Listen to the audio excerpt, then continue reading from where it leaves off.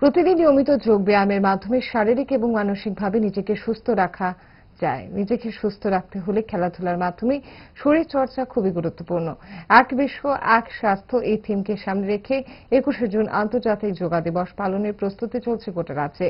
তারই অঙ্গ হিসেবে শুক্রবার পশ্চিম জেলা যোগা অ্যাসোসিয়েশন, ত্রিপুরা যোগা অ্যাসোসিয়েশন এবং এগিয়ে চলো সংঘের যৌথ উদ্যোগে 11তম বিশ্ব যোগা দিবস উদযাপিত করা হয় এগিয়ে চলো সংঘে। তার পাশাপাশি প্রাণবন্ত এক বর্ণাঢ্য র্যালি শহরের বিভিন্ন পথ পরিক্রমা করে। উপস্থিত ছিলেন যোগা অ্যাসোসিয়েশন এবং এগিয়ে চলো সংঘের কার্যকর্তা সহ বিশিষ্টজনেরা।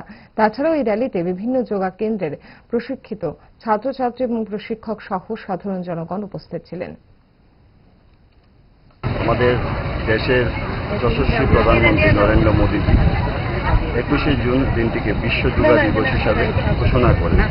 সারা বিশ্বের সঙ্গে আমাদের দেশও চলে 21শে জুন যোগা দিবস পালন। আমাদের রাজ্য প্রত্যেকটা জায়গাতে, প্রত্যেকটা বিধানসভা বলুন, প্রত্যেকটা জেলা বলুন, স্তর অবধি আগামীকালকে প্রত্যেকটা জায়গাতে যোগা অভ্যাস হবে।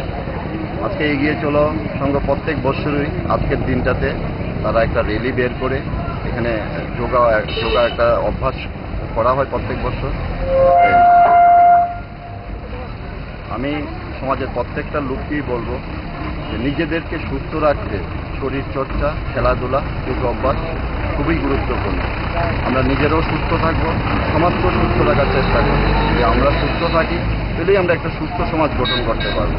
কোন রকমে নাকে মুখে গুছে সারাদিনের জন্য বেরিয়ে পড়া অম্বলের আর দোষ কি? তাই তারা 5 দশক ধরে গ্যাস, অম্বল ও পেটের সমস্যা একমাত্র সমাধান